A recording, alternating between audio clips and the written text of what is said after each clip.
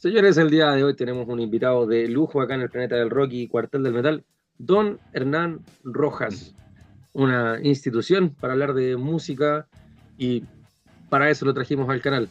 Hernán, un gusto, ¿cómo estás? Muy bien por acá. Le contamos al tiro a la gente que nos escucha que nos encontramos en un aeropuerto hace mucho tiempo. Samuel, perdón, Samuel me estaba hablando con un Agustín, perdón, por eso me quedé pegado. Es que Samuel me dijo, oye, ¿por qué no hacemos esto? Y pasó el tiempo y aquí estamos finalmente. Así que la conexión a través de nuestro amado rock nos fue más fuerte. Así es, pasó un par de años, pero aquí estamos, por fin lo Mm. logramos. Cuéntame, Hernán, lo primero que te quería preguntar es sobre Rock al Patio, porque vi algo sobre todo esto, pero prefería preguntarte a ti, ¿en qué consiste Rock al Patio? Qué bueno, así la gente también se conecta con nuestro sitio. Paso al tiro, si tú me permitís la invitación, es Órale. rockpatio.org y también en Instagram, estamos en todas las redes. Básicamente lo que hacemos es llevar todo lo que significa el rock en toda su extensión, eh, la música, la cultura, la actitud, eh, la banda, principalmente la banda. La banda es como la estructura que después te explico un poco más, y también todo lo que pasa alrededor de la banda, que hay un montón de gente como tú, como yo, que apoyamos el trabajo de las bandas y hacemos posible que una banda, que es la punta del iceberg, aparezca. Ahora, ¿qué hacemos? Vamos a los colegios, especialmente vulnerables de Chile, con el rock como una fuente de inspiración para que puedan encontrarse nuevamente entre ellas y ellos, porque hay mucha dispersión, hay otra música que sabemos no produce muy buenos resultados en la gente, no la mencionaremos, y que al revés fomenta valores que no son los que fomenta el rock, y todo lo contrario de lo que es la colaboración, que es uno de los aspectos fundamentales de cómo una banda funciona.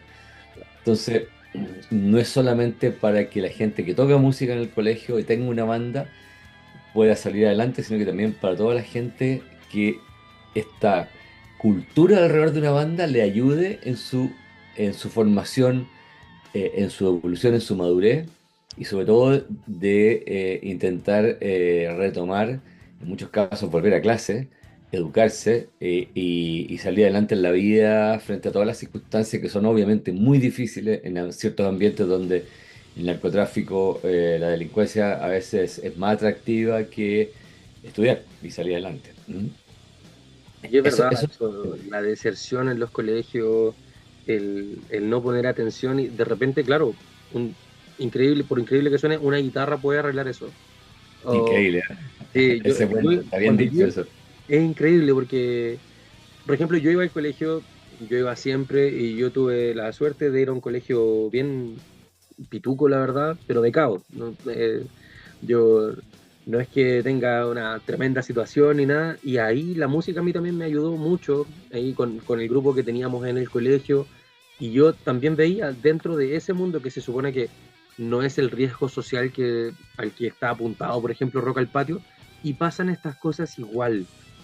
¿De, de dónde Exacto. nace tu motivación para decir, ok, quiero crear esto? Buena pregunta. Bueno, si me remonto a los inicios, es cuando era chico, y descubro la música a través de mi papá que me obligaba a oír música, distintos tipos, clásica, jazz, rock. No, rock no, porque en esa época no había. Los cantantes, estos tipos Frank Sinatra, los cantantes latinos, todo eso. Y empecé a cachar que la música tenía una fuerza que iba mucho más allá de solo lo superficial. Y ese bichito eh, pasó a una versión 2.0 y 3.0 cuando escucho rock de verdad por primera vez. No, no solamente el rock and roll, no Elvis Presley, que no me convencía tanto, no me gustaba tanto ese periodo, pero sí cuando aparecen las primeras bandas de rock y ahí empieza un sinfín de descubrimientos que parten desde los Beatles, los Rolling Stones, los Animals, todas estas bandas de ese periodo inglesa, a obviamente pasar por el rock norteamericano, pasar por el rock de autor o de cantautor de Bob Dylan, que era, a su vez tenía otra fuerza que estaba en el texto, la fuerza, Claro. y como que ella podía mover masa y convertirse en un profeta realmente. Y después ya para qué decir cuando aparecen Pink Floyd, cuando aparece Led Zeppelin, el disco de Led Right. Zeppelin, realmente, y de ahí para adelante todo lo que viene después, Deep Purple, Black Sabbath y después el rock progresivo y hasta el día de hoy. Entonces, toda esa fuerza, cuando en algún momento de adolescencia empiezo a preguntarme qué puedo hacer con esto y por otra parte, qué puedo hacer yo en mi vida. No me voy a sentar en un escritorio a calentar ni a tener una pega formal porque no es lo que me gusta y fue duro luchar contra eso y lo que tus padres pretenden o quieren de ti. Y me tomé un viaje, o sea, me fui de Chile el 74 en un barco de carga sin ni uno a Estados Unidos a estudiar en música primero y después ingeniería de sonido, que lo descubrí en el camino. Y el hecho de conseguirme pega de una forma milagrosa en uno de los mejores estudios de Estados Unidos fue lo que hizo, fue uno de los tantos hitos o piedras en el camino que me decían, "Ah, mira, aquí hay algo, ¿cachai?". Pero ese cambio de destino o ese salto cuántico fue lo que me conectó, porque como era uno de los mejores estudios de Los Ángeles y todavía existe, con el milagro de lo que ocurre en un estudio con una banda de rock, ¿cachai? Ese proceso alquímico, podríamos llamarlo. Y en ese estudio partí trabajando y gracias a ese artista fue que me contrataron, porque pensaban que yo hablaba portugués, un artista que se llama Milton Nascimento, que es muy Ah, importante en Brasil, y estaba trabajando con jazzistas, con Herbie Hancock, con todos estos grandes, y de ahí empieza esta sucesión de artistas que incluyen a Sammy Hagar, a Neil Diamond, a el descubrimiento de Van Halen por Gene Simmons, me toca grabar eso, el primer demo de Prince, Eric Clapton, Joe Cocker, eh, The Band, eh, bueno, más adelante con Fleetwood Mac, que trabajé muchos años con ellos. Y así, con Frank Zappa, que fue como entrar a la universidad a estudiar lo que a uno le gusta, pero con un maestro, con un curso personalizado. Entonces todo aquello me fue abriendo la cabeza a eventualmente no solamente en la profesión, en el sonido, en la producción musical, en lo que significaba esa alquimia, sino que esta pregunta que siempre me da vuelta, ¿hay algo más en la música que está como escondida detrás y que la gente normal que escucha la música la goza lúdicamente? Pero a mí me interesa el fenómeno, ¿cachai? Entonces, en algún minuto mucho más adelante, volviendo a Chile, también produje bandas en Chile, como los Electrodomésticos, como los UPA, como trabajé en algún momento con los Tres, con la Ley, con Lucibel, etcétera. Empiezo ya a darle más cuerpo a esta pregunta y a decir con esta, si encuentro el secreto o la fuente, ¿cachai? El grial, el santo grial, capaz que haya algo ahí que se pueda utilizar para otras cosas, sobre todo para trabajar con personas, en el desarrollo de personas y niños. Y ahí se va formulando una teoría que voy armando y empiezo a leer un montón de lo que aparece en los últimos 10 años sobre neurociencia. Y también las nuevas revelaciones que hay en antropología, en sociología, en psicología, sobre cómo funcionamos los seres humanos y cómo nace el lenguaje, ¿cachai? Es algo tan básico como de dónde nace el lenguaje. Y formulo una teoría que es difícil comprobarla científicamente, pero se puede tirar líneas para llegar ahí, porque obviamente no hay mucho donde mirar, que es que la música o la capacidad musical de todos los seres humanos, ¿ah? No tocar un instrumento per se, sino que esta capacidad sonora musical y la capacidad gestual es lo que permite el desarrollo de un lenguaje muy primitivo que a aquellas tribus, a aquellos clanes en las cavernas que lograban convertirse en maestros de este proto-lenguaje, ujú. podían sobrevivir. Y principalmente porque se ponían de acuerdo, podían planificar algo, podían cohesionarse. Y decir, chuta, tenemos que comer, ¿cómo vamos a comer? Tenemos que crear una forma, ¿cachai? O protegernos. Y también en algún momento del camino empieza la parte lúdica de eso, que es que los chamanes, los rockstars de aquella época, empiezan no solamente a usar el lenguaje de la música, sino que también la música misma para los rituales, Claro. que el rock es un ritual, los festivales son rituales. y estilos como el metal, por ejemplo, que yo sé que estoy fanático, es donde el ritual está muy presente. Y lo mismo los festivales de música. Entonces, con todo eso empiezo a pensar en las herramientas que hay ahí en la música que hicieron eso posible y que hoy día hacen posible el rock. Y encontré que la banda era un ecosistema donde se daban todos los arquetipos de cualquier eh, sistema queriendo decir la familia, la empresa, tu barrio, tu club, etcétera. Y por lo tanto, si ahí hay algo sistémico, tenían que haber algunos patrones que ayudaban a que eso fuera así sistémico y eso y las bandas exitosas tuviesen ciertos protocolos con ese sistema. Y básicamente, claro, en lo sistémico está en los arquetipos, como te dije, donde el bajista siempre tiene, con la excepción de algunos, como McCartney, como Bacán. Harris de Iron Maiden, Ujú. como, ¿cómo se llama el bajista de Rush? Que son cantantes, Sí, compositores. ¿Ah? claro. JD, Sí, claro. claro. En- pero, o el baterista, o los guitarristas, el primer guitarrista. Entonces, todo esto empieza a formular esta teoría con la cual eventualmente yo empiezo a trabajar con empresas. Y empresas grandes tipo Falabella, Colmena, algunas entidades sociales, municipalidades, Colbún, etcétera, ayudarlos a llevar a sacar adelante sus proyectos, cosa que nadie pensaba que era posible. Y además prejuicios contra el rock, ¿cachai? Prejuicios contra... Pero como eso fue muy exitoso, en algún minuto se acerca mi socio, Germán Torres, que tiene un sello de metal, no sé si tú lo conoces, su sello se llama IGED, Ah, y dije nada. Sí. ha producido muchas bandas ahí, y con él me dice, ¿por qué no hacemos algo juntos? Y el destino de aquellos los niños en colegios vulnerables, que son los que más necesitan en Chile ayuda, y ahí formulamos y bajamos toda esta metodología al nivel de los niños. Y eso es lo que hacemos. Larga historia, pero muy virtuosa. No, y vale la pena escucharla completa. Fue un tremendo viaje, o sea, desde la partida, o sea, de cómo llegaste a Los Ángeles y ahí de a poco inmiscuirte en eso hasta llegar a Frank Zappa. No, no es algo chico, claro, suena. Y al principio, ¿cómo fue? Por ejemplo, a mí me molestan mucho, por ejemplo, cuando yo veo a un artista, yo no me pongo nervioso. Ayer, por ejemplo, me encontré al vocalista de Carcass caminando al baño y me preguntó dónde estaba el baño. Y yo, ah, sí, Jeff, aquí para allá. Pero hay otra gente que se vuelve loca, se muere cuando pasa esto. ¿Cómo lo viviste tú en el estudio cuando, por ejemplo, llegó, no sé, a Neil Diamond en su momento? Sí, buen punto, ¿ah? Claro, finalmente los artistas son personas y no les gusta que los traten con ese, a pesar de que hay algunos que tú conoces y algunas que tienen esta cosa de divo, diva, que son insoportables, digamos, como persona y siento yo que en general ese tipo de persona, su música lo muestra también Claro. y han perdido la conexión con lo que realmente es la música primero y después el rock o el metal o el punk.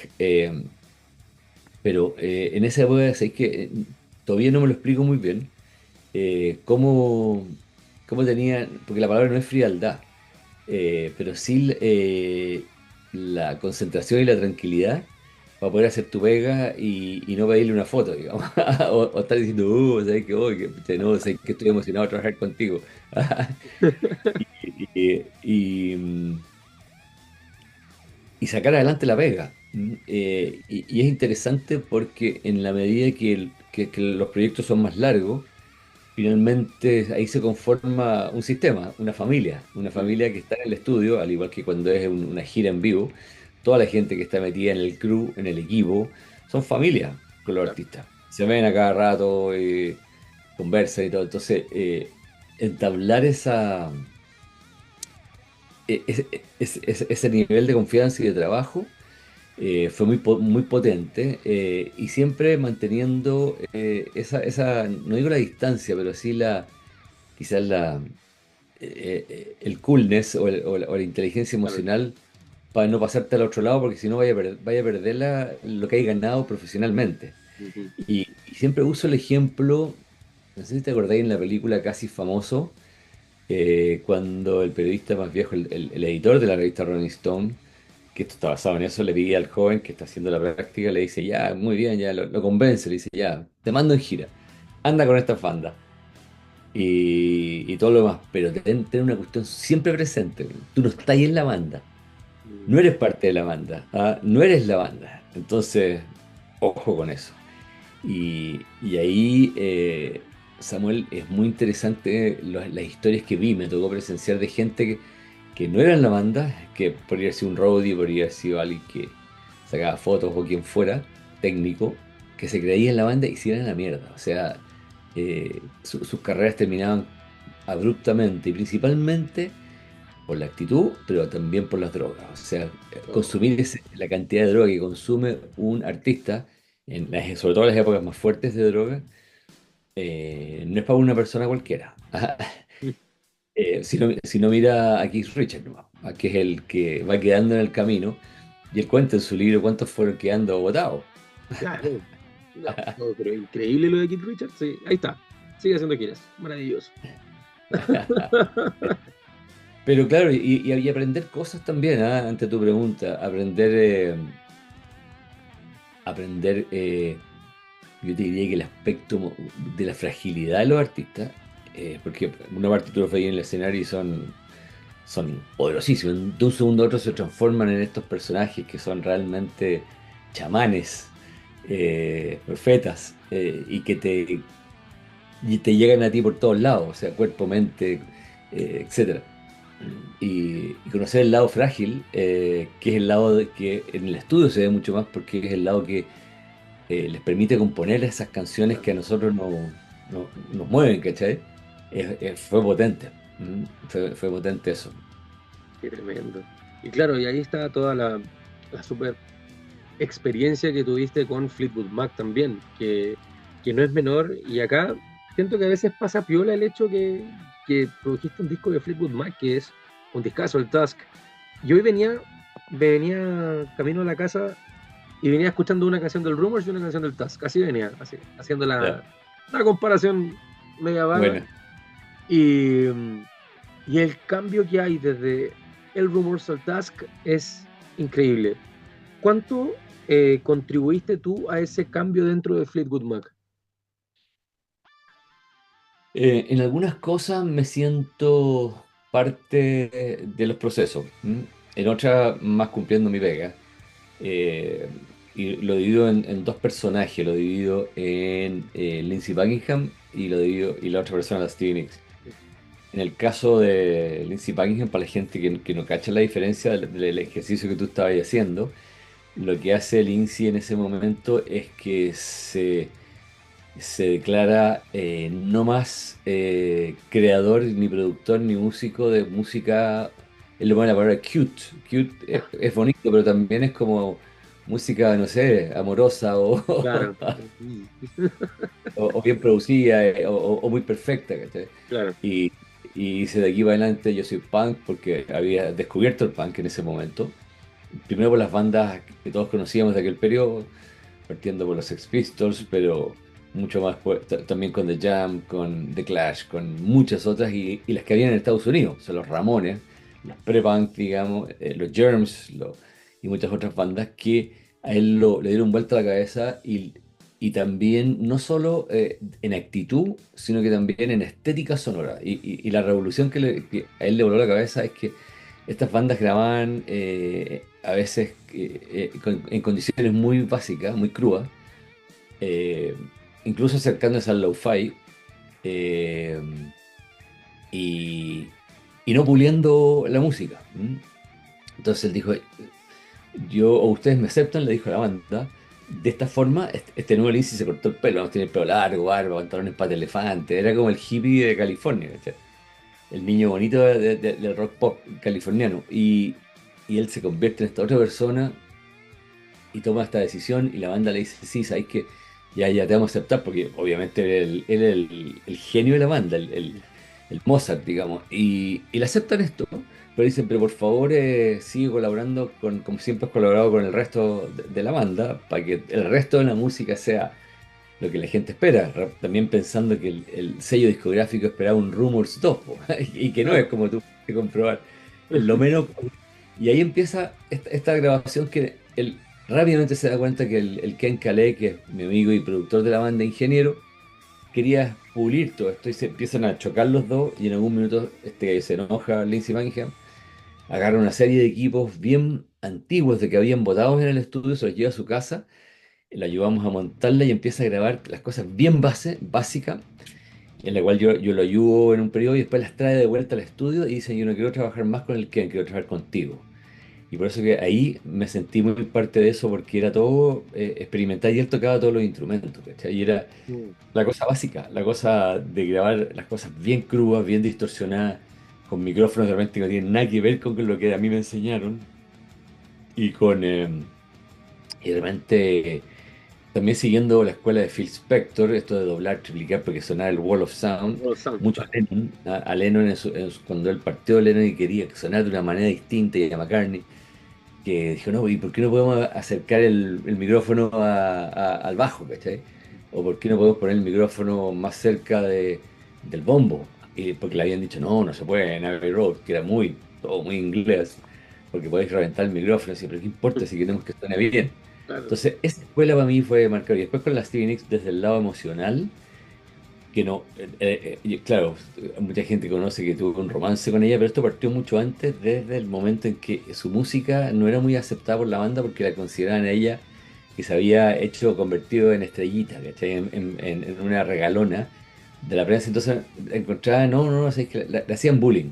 Y le No. ayudé mucho a formular canciones, a ordenar las canciones, a grabar los demos y llevarlas esas canciones al estudio y que finalmente entraron. Y especialmente una que es Sara, que ella me dio después me dio la coautoría de la canción por todo lo que ayudé a que esa canción llegara a ser lo que fue, digamos. Entonces, fue un aprendizaje que cualquier persona que le gusta la música y le gusta este tema de producir y grabar, soñado. O sea, todavía me cuesta aterrizarlo. Wow.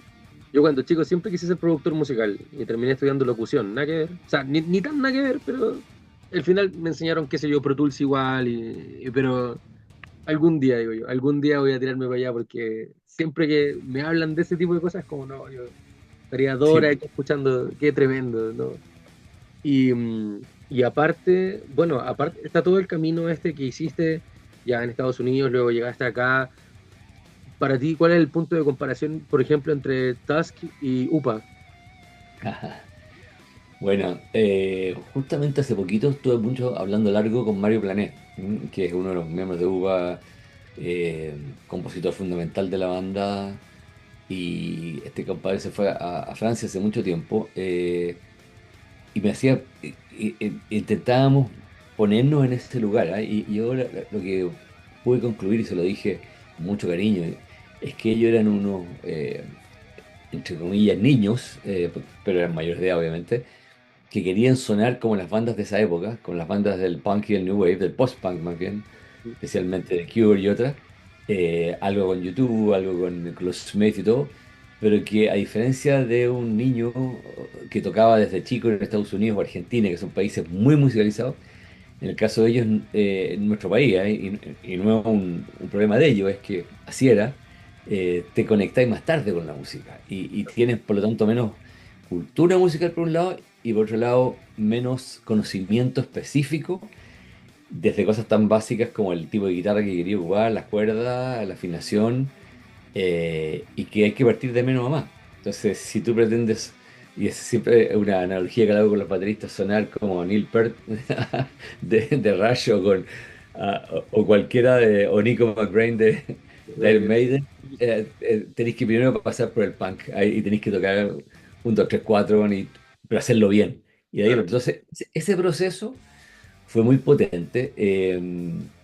Y hablábamos, y ellos me lo agradecen mucho de haber tenido la paciencia y el empuje para hacerlo, ¿cachai? Y no sucumbir y no dejar que los discos salieran así nomás.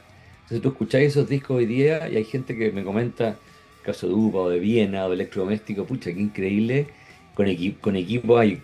La otra diferencia a tu pregunta es que los equipos para grabar Fleetwood Mac o cualquier banda profesional en Inglaterra o Estados Unidos son consolas o eran consolas de $200.000, grabadoras de de 80, ¿cachai? 1000 y todo este equipo, todos estos periferales, toda esta sala espectacular, versus equipos hechos para grabar demos, o para grabar, para componer.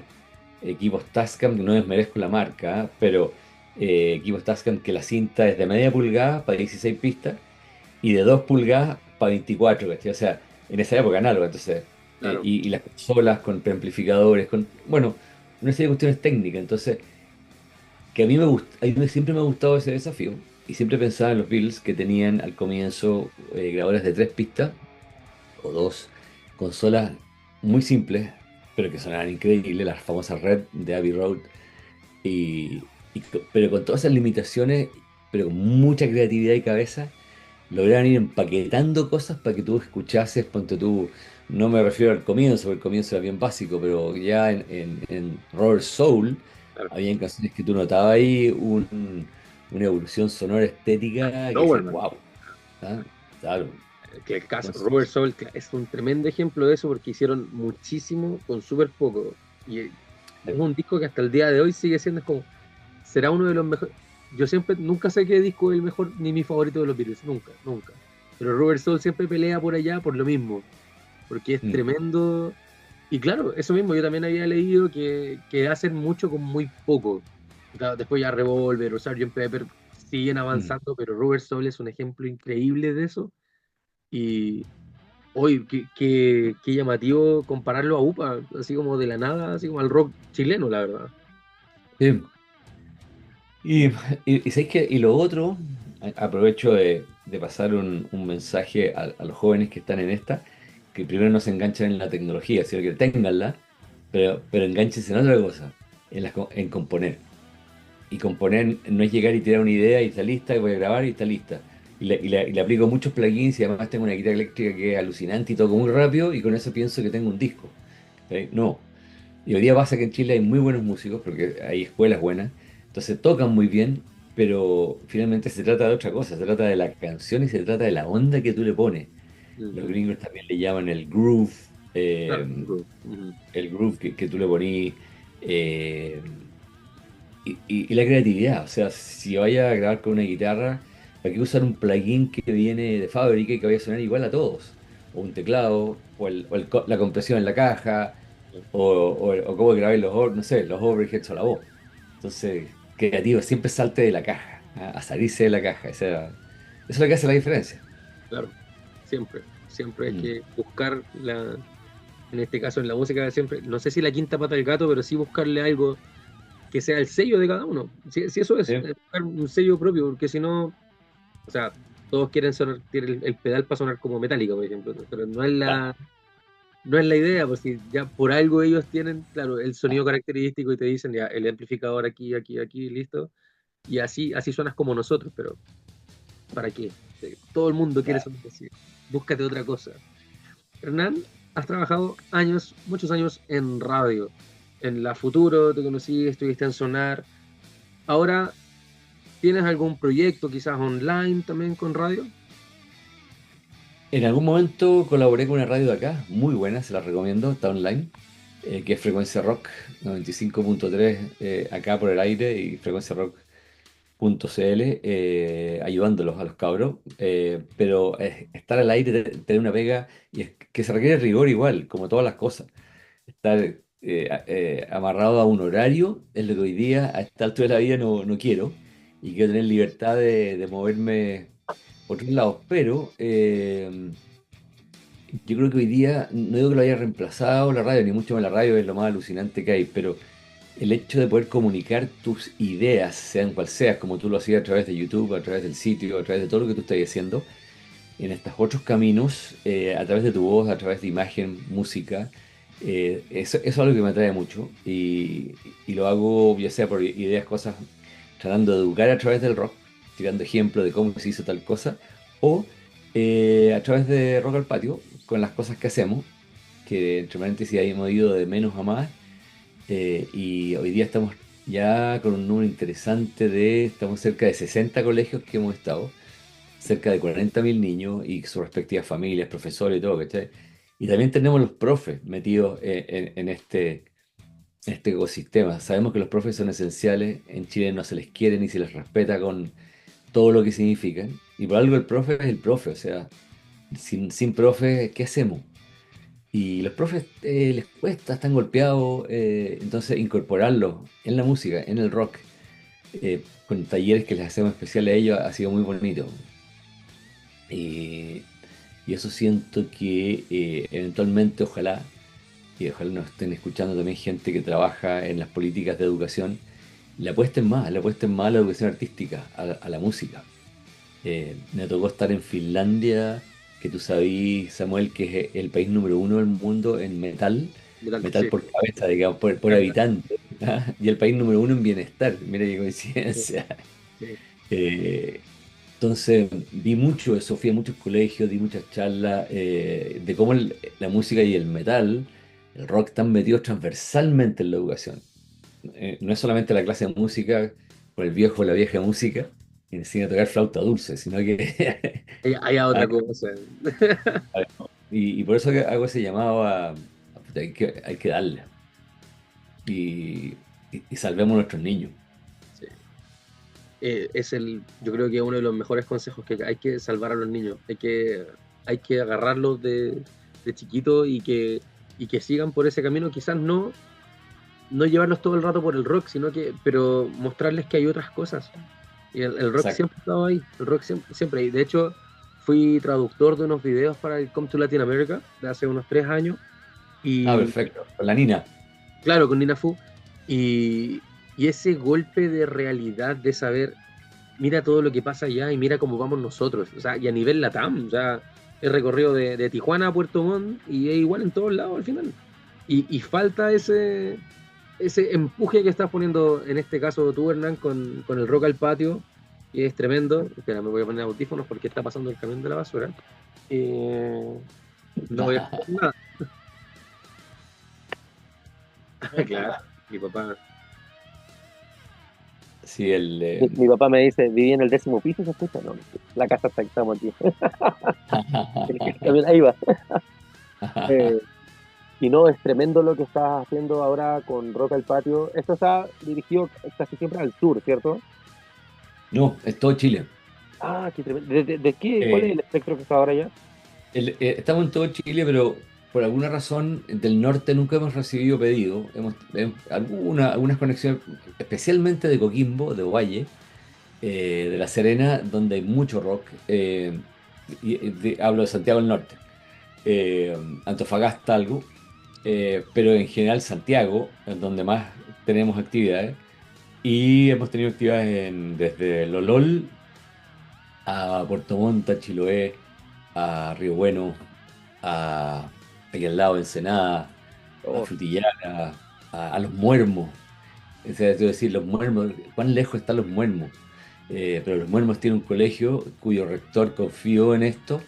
Hicimos un festival en el colegio primero, después hicimos un festival de todas las bandas, de todo el sector de Yanquihue, o sea, de toda la provincia.